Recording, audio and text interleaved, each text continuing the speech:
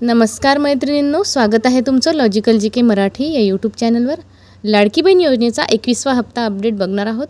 लाडकी बहीण योजनेची केवायसी दुरुस्ती पद्धत सुरू आहे। आता फक्त 2 ते 3 दिवस बाकी आहे, शेवटची संधी आहे। त्यानंतर केवायसी दुरुस्ती पद्धतसुद्धा बंद होणार आहे।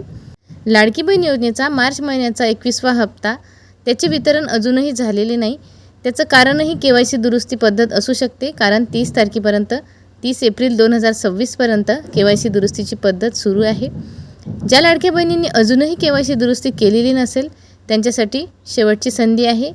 2 ते 3 दिवस बाकी आहे। लवकरात लवकर तुम्ही केवायसी दुरुस्ती करून घ्या। जर केवायसी दुरुस्ती केली नाही तर तुमचा लाभ सरसकट बंद होणार आहे।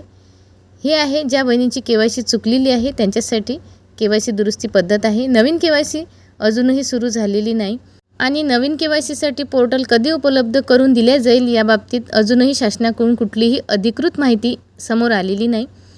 30 एप्रिलपर्यंत शेवटची संधी आहे केवायसी दुरुस्तीची। 30 तारखेनंतर केवायसी दुरुस्तीची पद्धत बंद होणार आहे, म्हणून ज्या बहिणींनी केवायसी अजून केली नसेल त्यांनी लवकरात लवकर करून घ्या। मला तरी असं वाटते की केवायसी दुरुस्ती सगळ्याच बहिणींची झालेली असेल, कारण खूप दिवसापासून केवायसी दुरुस्तीची पद्धत सुरू आहे आणि ज्या बहिणींची केवायसी चुकली होती त्यांनी दुरुस्ती केलेली असेल।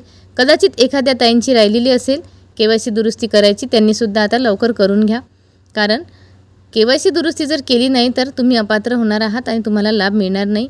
म्हणून हे केवायसी दुरुस्ती आपल्याला बंधनकारक करण्यात आलेली होती। ज्या बहिणींची केवायसी चुकली होती त्यांच्यासाठी केवायसी दुरुस्ती पद्धत होती आणि ज्या बहिणींनी केवायसीच केली नाही त्यांच्यासाठी तर अजून पोर्टल उपलब्ध आहेच नाही आणि कधी होईल हे सुद्धा सांगता येत नाही।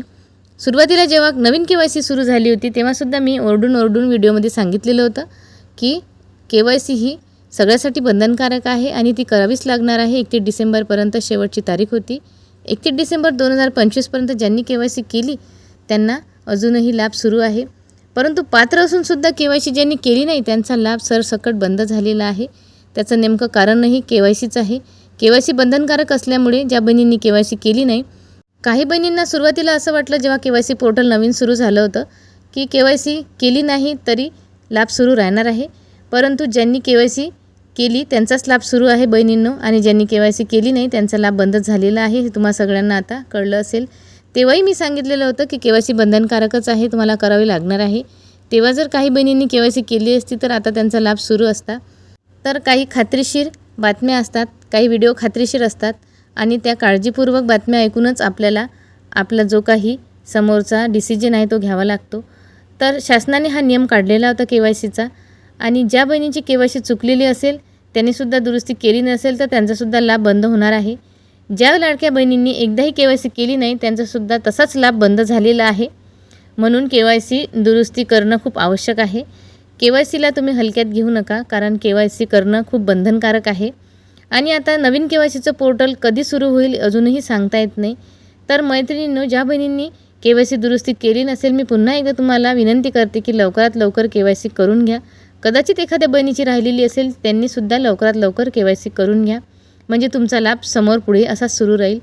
तर मैत्रिणींनो, ही होती केवायसी दुरुस्ती पद्धतीविषयी अतिशय महत्त्वपूर्ण अपडेट। अशाच नवीन आणि खात्रीशीर बातम्या बघण्यासाठी चॅनलला पटकन सबस्क्राईब करा, व्हिडिओला देखील लाईक करत चला आणि व्हिडिओ जास्तीत जास्त बहिणींपर्यंत शेअर करा। पुन्हा भेटू नेक्स्ट व्हिडिओ।